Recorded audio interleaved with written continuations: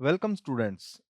इस वीडियो में हम आईसीटी के मोस्ट इम्पोर्टेंट एमसीक्यू सोल्व करेंगे जो टीजीटी पीजीटी एग्जाम में पूछे जाते हैं।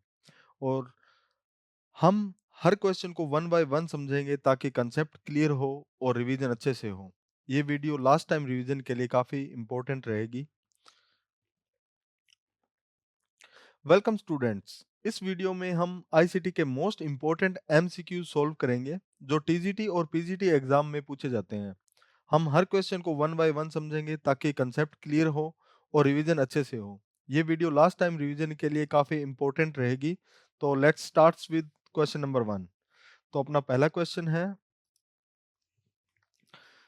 विच मेमोरी इज वोलेटाइल। अब वोलेटाइल मेमोरी कौन सी होती है जिसमें डेटा सिर्फ जब तक रहता है जब तक कंप्यूटर ऑन रहता है, पावर बंद होते ही डेटा डिलीट हो जाता है। अब रोम हार्ड डिस्क के केस में जैसे ही पावर ऑफ रहती है डेटा सेव रहता है, बट रैम के केस में क्या रहता है, जैसे ही पावर चली जाती है तो रैम में जो भी डेटा स्टोर रहता है वो इरेज हो जाता है।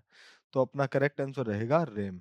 नेक्स्ट क्वेश्चन है, the extension of M S Word file is. अब एम एस वर्ड फाइल का एक्सटेंशन कौन सा होता है? पीपीटी होता है, एक्सएलएस होता है, डॉट डीओसी डीओसीएक्स होता है या पीडीएफ होता है? अब पीपीटी किसका एक्सटेंशन होता है? पावर पॉइंट का। एक्सएलएस एक्सेल का। और डीओसी किसका रहता है? डीओसी रहता है एमएस वर्ड के ओल्ड वर्जन का। और डीओसी एक्स किसका? न्यूअर वर्जन का, वर्ड के न्यूअर वर्जन का। तो इसका करेक्ट आंसर हो जाएगा डॉट डीओसी डीओसी एक्स। फिर नेक्स्ट है, which software is used for presentation. अब प्रेजेंटेशन के लिए कौन सा सॉफ्टवेयर यूज करते हैं? वर्ड को यूज करते हैं, एक्सेल को, पावर पॉइंट को या एक्सेस को? एमएस वर्ड का यूज करते हैं अपने कोई भी टेक्सचुअल डॉक्यूमेंट बनाने के लिए। एक्सेल का जैसे लाइक मेरे को टेबल बनाना हो, इस टाइप का डेटा सेव करना हो तो उसके लिए एक्सेल का यूज करते हैं।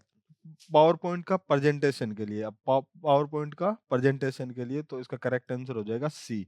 और एमएस एक्सेस का यूज किसके लिए करते हैं? एमएस एक्सेस का यूज करते हैं डेटाबेस के लिए।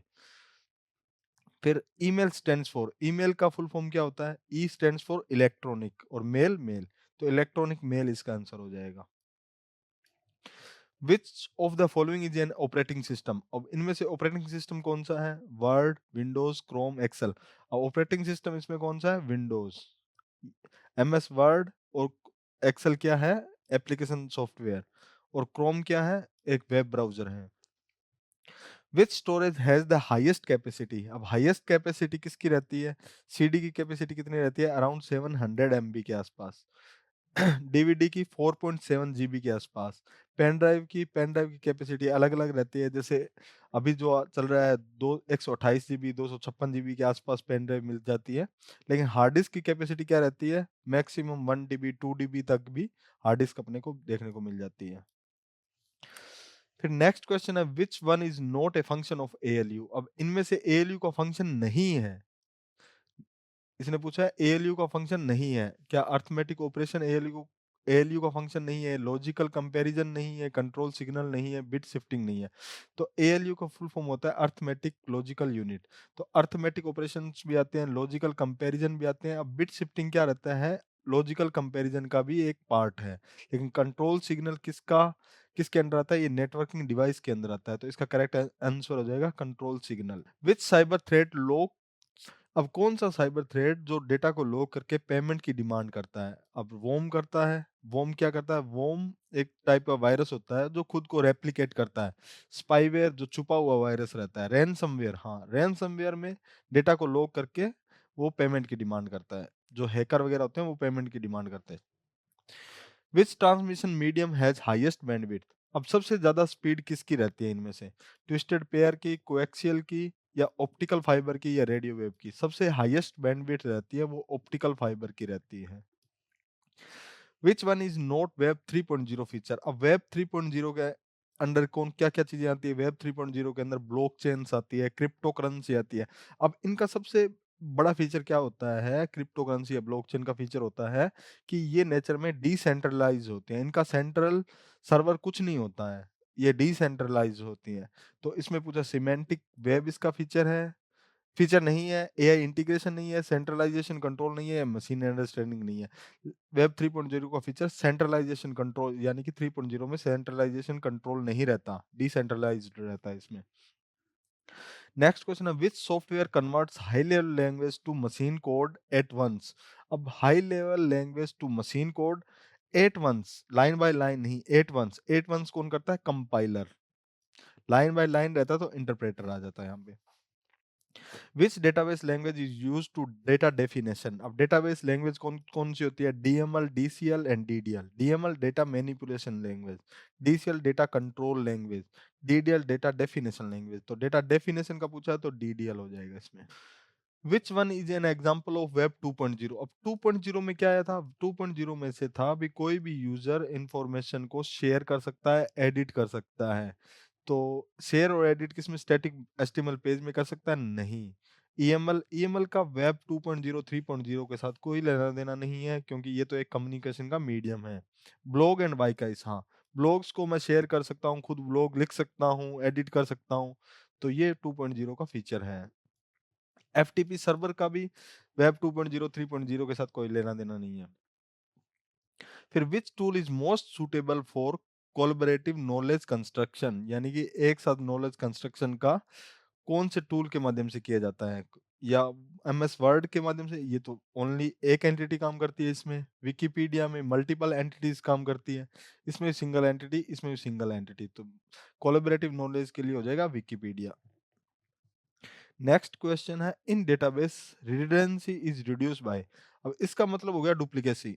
डुप्लीकेसी, अब डेटाबेस में डुप्लीकेसी को रिड्यूस किससे किया जाता है? डुप्लीकेसी को रिड्यूस किया जाता है नॉर्मलाइजेशन से। अब नॉर्मलाइजेशन के बहुत सारे फॉर्म होते हैं, जैसे first normal form, second normal form, third normal form और बीसीएनएफ। अब इसमें सबसे पॉपुलर हुआ था वो बीसीएनएफ हुआ था। तो अपने रिड्यूस किससे किया जाता है? नॉर्मलाइजेशन से। अब सिक्योरिटी का आ जाता तो एनक्रिप्शन डिक्रिप्शन हो जाता।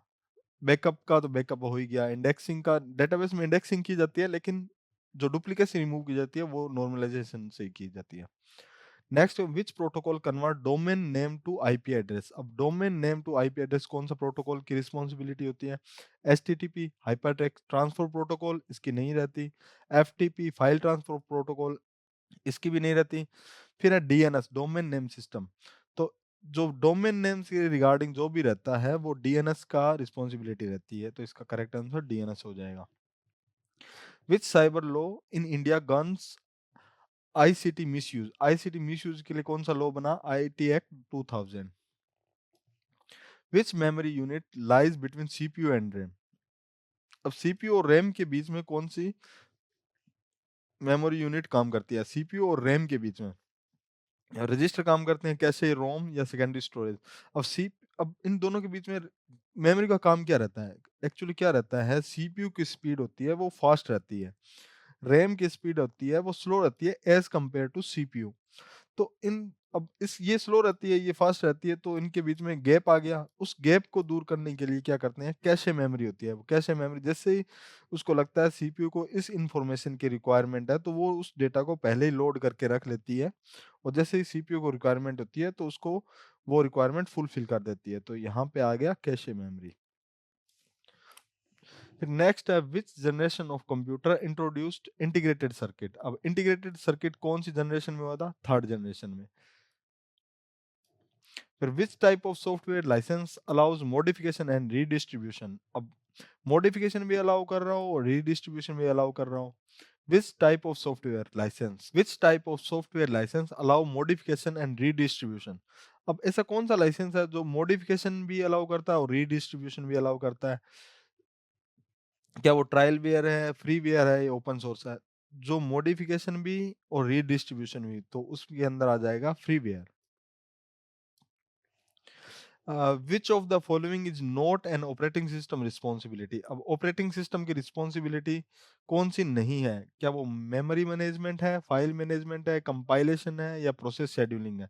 अब मेमोरी मैनेजमेंट, फाइल मैनेजमेंट एक ऑपरेटिंग सिस्टम का काम रहता है। कंपाइलेशन है वो कंपाइलर की रिस्पॉन्सिबिलिटी है, वो ऑपरेटिंग सिस्टम की रिस्पॉन्सिबिलिटी नहीं है। तो इसका करेक्ट आंसर हो जाएगा compilation. Which command is use to test network connectivity. अब नेटवर्क कनेक्टिविटी के लिए कौन सी कमांड यूज में लेते हैं? भी मेरे को चेक करना हो भी मेरे सिस्टम में नेटवर्क काम कर रहा है या नहीं कर रहा है, तो उस केस के लिए पिंग कमांड का यूज करता हूँ मैं। पिंग और आगे सर्वर का नाम, जैसे google.com, तो वो गूगल के साथ में क्या पिंग आ रही है वो पूरा मेरे को बता देता है। आईपी कॉन्फ़िग मेरे को मेरे सिस्टम का क्या आईपी एड्रेस है वो बताता है। Which network topology fails completely if the central device fails. अब इनमें से कौन सी नेटवर्क टोपोलॉजी है जो सेंट्रल डिवाइस के फेल होने पे कंप्लीटली फेल हो जाती है। अब बस टोपोलॉजी कैसे काम करती है? बस टोपोलॉजी लाइक ऐसे होती है, इसमें ऐसे कनेक्टेड रहते हैं। तो इसमें सेंट्रल डिवाइस क्या हो गया, ये वायर यहाँ से फेल हो गया जैसे लेट्स सपोज, तो या तो ये काम करेंगे, इधर से नेटवर्क आ रहा है तो ये काम करेगी, यानी कि कुछ ना कुछ तो काम करेगा ही करेगा इसमें। रिंग रिंग मेरा लाइक ऐसे हो गया, ऐसे कनेक्टेड हो गया। रिंग के केस में भी मतलब एटलीस्ट मेरे हाफ या एटलीस्ट एक डिवाइस तो काम करेगी ही करेगी। अब उसके बाद में स्टार टोपोलॉजी में क्या रहता है? स्टार टोपोलॉजी में एक सेंटर डिवाइस रहती है ऐसे, इससे कनेक्टेड रहते हैं ऐसे। तो अब लेट्स सपोज ये फेल हो गया तो मेरा पूरा पूरा नेटवर्क फेल हो जाएगा। तो सेंट्रल डिवाइस के फेल होने पे कंप्लीटली फेल हो जाती है, वो है स्टार टोपोलॉजी। अब मैश टोपोलॉजी कौन सी होती है? अब ये स्टार टोपोलॉजी है, ये रिंग टोपोलॉजी है, दोनों को जोड़ दिया, ये मैश टोपोलॉजी बन जाएगी। Which memory is non volatile and directly access by CPU. अब पहले नॉन वोलेटाइल कौन कौन सी मेमोरी है? नॉन वोलेटाइल कैसे, तो एक वोलेटाइल है, रैम भी वोलेटाइल है। और नॉन वोलेटाइल में रोम आ गया और सेकेंडरी स्टोरेज नॉन वोलेटाइल है। अब फिर है डायरेक्टली एक्सेस बाय सीपीयू। अब डायरेक्टली एक्सेस बाय सीपीयू कौन सी मेमोरी होती है? रोम। रोम डायरेक्टली एक्सेस कर सकता है। अब रोम कौन सी मेमोरी होती है? एक्चुअली रोम वो मेमोरी होती है, लेट्स सपोज आपने एक टीवी का एग्जांपल लेते हैं, जैसे टीवी जैसे मैंने ऑन करता हूँ तो वहां पे एक कौन सी कंपनी का टीवी है वो एक वॉलपेपर आ जाता है। तो वो सारा कुछ डेटा कहाँ पे रहता है? रोम में स्टोर रहता है, जिसको अपने मॉडिफाई नहीं कर सकते। तो इसका करेक्ट आंसर हो जाएगा रोम। अब next question URL stand for. अब यूआरएल की फुल फॉर्म क्या होती है? बेसिकली यूआरएल क्या रहता है? इंटरनेट पर किसी भी वेब पेज या फाइल, इमेज या रिसोर्स का एड्रेस क्या होता है? यूआरएल होता है। ठीक है, कोई भी चीज हो गई, इमेज हो गया, वेब पेज हो गया, तो वो यूआरएल की फॉर्म में ही अपने को एड्रेस बताता है, पर्टिकुलर ये चीज यहाँ पे पड़ी है। तो यूआरएल की फुल फॉर्म क्या होती है? Uniform resource locator. Uniform resource locator. फिर नेक्स्ट है which key is use to refresh a web page. अब वेब पेज को डायरेक्टली रिफ्रेश करने के लिए क्या कौन सी की यूज में लेते हैं? F5 को। अब नेक्स्ट क्वेश्चन है which device converts digital to analogue signal. Digital to analogue signal. अब इसका वाइस वर्सा या किसी भी सिग्नल को कन्वर्ट करने का काम किसका रहता है? मोडेम का। मोडेम का। नेक्स्ट है विच मेमोरी इज फास्टेस्ट। अब कौन सी सबसे ज्यादा स्पीड कौन सी मेमोरी की होती है? वो रैम की होती है, कैशे की होती है, हार्ड डिस्क की होती है, सीडी की। अब कैशे का काम ही यही होता है, अभी सीपीयू और रैम। अब रैम की स्पीड स्लो होती है, सीपीयू की स्पीड फास्ट होती है, इन बीच के ब्रिज बनाने का काम कौन करता है? कैशे मेमोरी करते हैं, क्योंकि कैशे की स्पीड हाई होती है और ये रैम से डेटा पहले ही लोड करके रख लेती है, तो सबसे ज्यादा स्पीड होती है कैशे मेमोरी की। विच is an example of multimedia. Multimedia का एग्जाम्पल कौन सा है? Text only, image only, audio video text या नंबर ओनली। अब मल्टीमीडिया में तो सारी चीजें आती है, तो इसका सही आंसर हो जाए ऑडियो वीडियो एंड टेक्स्ट। अब विच वायरस रेप्लिकेट्स इटसेल्फ। ऐसा कौन सा वायरस है जो अपने आप को रेप्लिकेट करता है? तो नेक्स्ट क्वेश्चन है विच शॉर्टकट सेव ए डॉक्यूमेंट। अब कौन सी शॉर्टकट की है जो डॉक्यूमेंट को सेव करने के काम में आती है? तो इसका आंसर है कंट्रोल प्लस एस। अब कंट्रोल ए किसके काम आती है? अब मेरे को ये सारा टेक्स्ट सिलेक्ट करना है तो कंट्रोल ए से, कंट्रोल पी प्रिंट आउट के लिए, अनडू के लिए कंट्रोल जेड, रीडू के लिए control Y. Which tool is used for video conferencing, यानी कि वीडियो कॉल के लिए कौन सा यूज करते हैं? जूम को। अब ये सारे तो क्या है? डॉक्यूमेंट के एप्लीकेशन सॉफ्टवेयर है, जैसे एक्सेल हो गया, वर्ड हो गया, वर्ड फाइल के लिए, पेंट मेरे को पेंटिंग बनाने के लिए।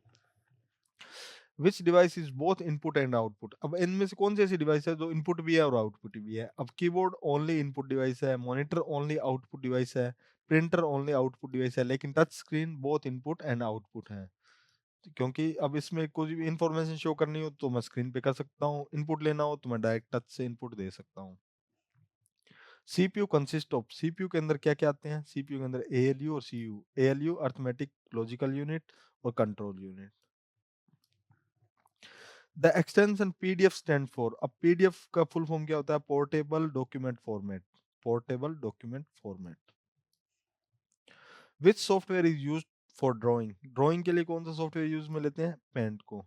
ये इस एमएस एक्सेस का यूज डेटाबेस के लिए, एमएस एक्सेल का टेबुलर फॉर्म को बनाने के लिए और वर्ड का टेक्सचुअल डेटा यानी कि वर्ड फाइल बनाने के लिए। नेक्स्ट है विच मेमोरी इज परमानेंट। परमानेंट कौन सी मेमोरी होती है? रैम वोलेटाइल होती है, ये लाइट जाते ही अपने आप इरेज हो जाती है, तो ये परमानेंट नहीं होती। कैशे भी सेम एज रैम लेकिन इसकी स्पीड ज्यादा होती है। रजिस्टर भी वोलेटाइल होते हैं, लेकिन रोम क्या होती है? रोम परमानेंट होती है। Firewall is used for, firewall का यूज किस लिए करते हैं? सिक्योरिटी के लिए करते हैं। Binary number system uses, binary number में कौन कौन से सिस्टम आते हैं? 0 और 1। अब वही ऑक्टल में 0 to 7, ऑक्टल 8 यानी 0 to 7, decimal 10, 0 to 9। Which device produce hard copy, अब हार्ड कॉपी इनमें से कौन सा डिवाइस प्रोड्यूस करता है? Printer. Which file extension is for Excel, अब एक्सेल के लिए फाइल एक्सटेंशन कौन सा होता है? एक्सेल के लिए एक्सएलएस या एक्सएलएस एक्स। अब एक्सएलएस होता है वो ओल्ड वर्जन के लिए, ये न्यूअर वर्जन के लिए। पीपीटी किसका? पावर पॉइंट का। डीओसी किसका? वर्ड का। पीडीएफ फाइल के लिए dot PDF. Which is an example of open source operating system, अब ओपन सोर्स जो सबके लिए अवेलेबल रहता है, जिसको खरीदने की जरूरत नहीं पड़ती, ओपन सोर्स ऑपरेटिंग सिस्टम है Linux. Which is an example of cloud storage, cloud storage मतलब इंटरनेट पर मेरे को कुछ सेव करना, उसको वापस से रिट्राइव करना, तो वो फंक्शनलिटी कौन प्रोवाइड करवाता है? Google Drive. Pen drive offline storage के लिए, रोम भी ऑफलाइन, रैम भी ऑफलाइन। तो which is an example of cloud storage, तो क्लाउड स्टोरेज का एग्जाम्पल हो गया Google Drive. Which is an example of system software, system software के अंदर कौन कौन से आते हैं? ऑपरेटिंग सिस्टम्स हो गए, ड्राइवर्स हो गए, वो सिस्टम सॉफ्टवेयर के अंदर आते हैं। तो वर्ड, फोटोशॉप ये अपने एप्लीकेशन सॉफ्टवेयर हो गए, ये भी एप्लीकेशन सॉफ्टवेयर है, तो सिस्टम सॉफ्टवेयर हो गया विंडोज, क्योंकि ये ऑपरेटिंग सिस्टम है। Full form of W W W, W W W का फुल फॉर्म होता है world wide web, world wide web. Which key is use to delete text before cursor, अब let's suppose ये cursor है, ये line है मेरी टेक्स्ट की, यहाँ पे भी टेक्स्ट है, यहाँ पे भी टेक्स्ट है। Use to delete before cursor यानी कि ये साइड वाला, ये साइड वाला यूज करते हैं बैक स्पेस की के लिए। और अगर ये वाला पूछ लेता तो इसके लिए होता है delete key. Which protocol is use to send email, अब ईमेल से रिलेटेड जो भी प्रोटोकॉल होता है वो होता है SMTP, simple mail transmission protocol, most important है ये। एफटीपी का full form file transfer protocol, HTTP का hyper text transfer protocol, transmission control protocol. फिर है ई लर्निंग मींस, ई का मतलब हो गया इलेक्ट्रॉनिक लर्निंग का लर्निंग, तो इलेक्ट्रॉनिक लर्निंग। ओके फ्रेंड्स, तो आज के 50 क्वेश्चंस यहीं खत्म होते हैं। उम्मीद है आपको सेशन पसंद आया होगा, तो कमेंट में जरूर बताना आपने कितना स्कोर किया। और हाँ, लाइक, सब्सक्राइब और शेयर करना मत भूलना। Thank you.